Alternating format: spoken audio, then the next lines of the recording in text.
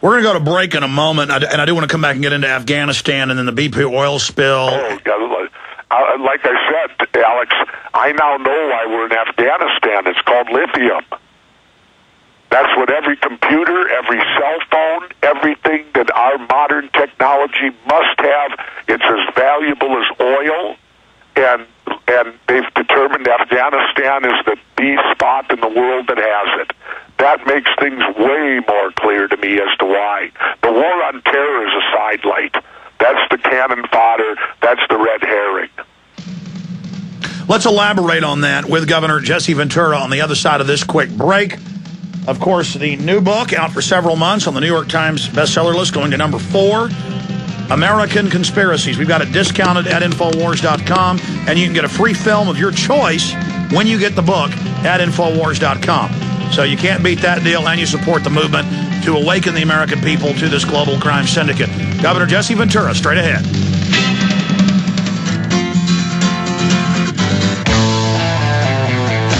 We're going to get into the war, McChrystal, the oil spill, a bunch of other issues, but I wish you knew what I knew about the new season of Conspiracy Theory with Jesse Ventura coming up in the fall. Now, you were worried, Governor, last time that it wouldn't air, and you had a bet with the crew and with myself and others that it wasn't going to air, and then it did air and got top ratings. Now, you say you're getting a lot more resistance. Do you think there's a chance it won't air this time? Well, if it don't, it won't be from the people at True TV, Mark Juris, because he's assured me. In fact, he told me point blank, eye to eye, that it never ever entered a conversation that these shows wouldn't air. And so, unless I fully now expect them to air. I mean, they let the first season go. I mean, how would they now come out for the second round and say no, these can't? So, I'm moving forward with the full anticipation that they'll all be on. Well, it's also a #1 show, so if something happens there, you're going to be able to find another venue if you choose to continue your important work. Well, I don't know, because let's all remember a lot of the TV stations fall under the same corporate umbrella.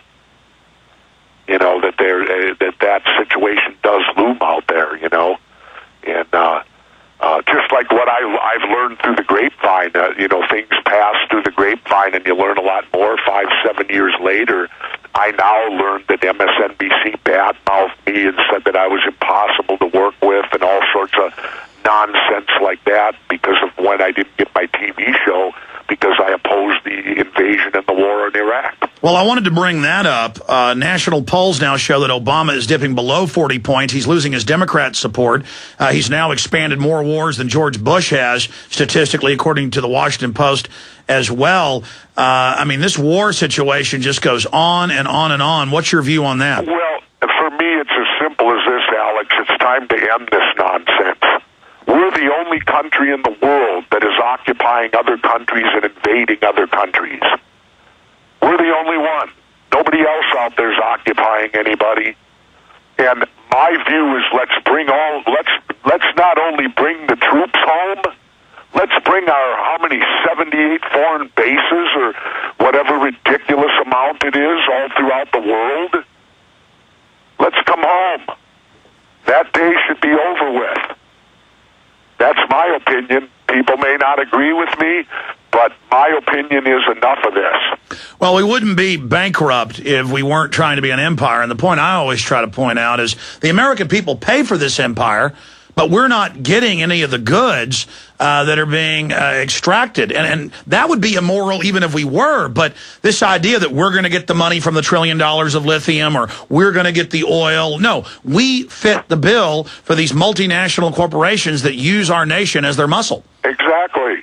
Exactly. And it's not new. Go back and read about two-time Congressional Medal of Honor winner, General Smedley Butler. He wrote a great book way back in the early part of the last century, talking about in the end of his fabulous military career, he felt that they were nothing but the strong arm for corporate America down in Central and South America. That when they wouldn't cooperate, they sent Smedley and the Marine Corps in.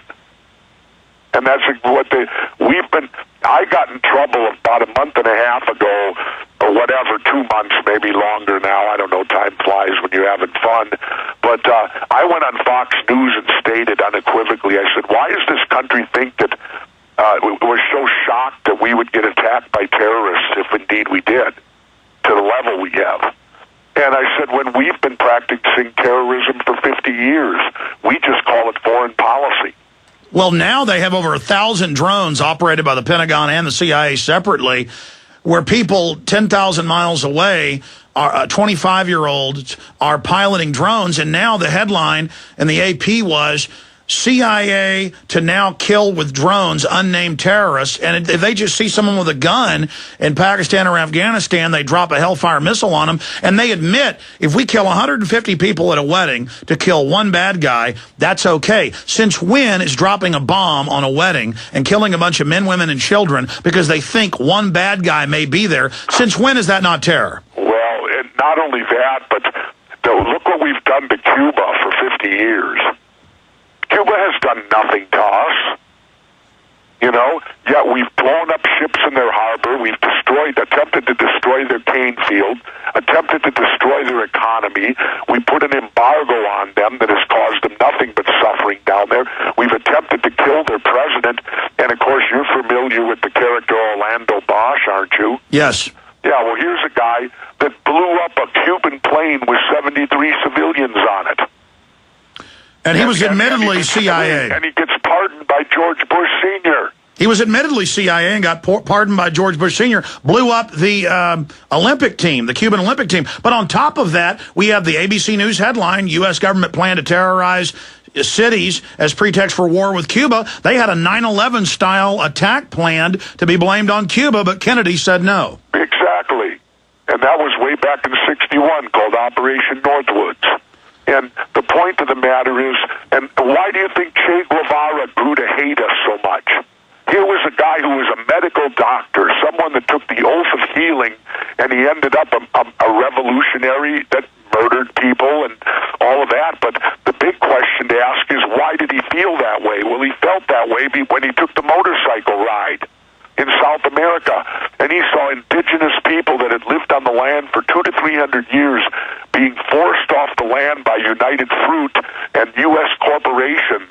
That's why we're hated so much throughout the world, is because we inflict ourselves upon. And another thing to where we inflict is in this so-called war on drugs. That's just an excuse to give us a military presence in all these other countries.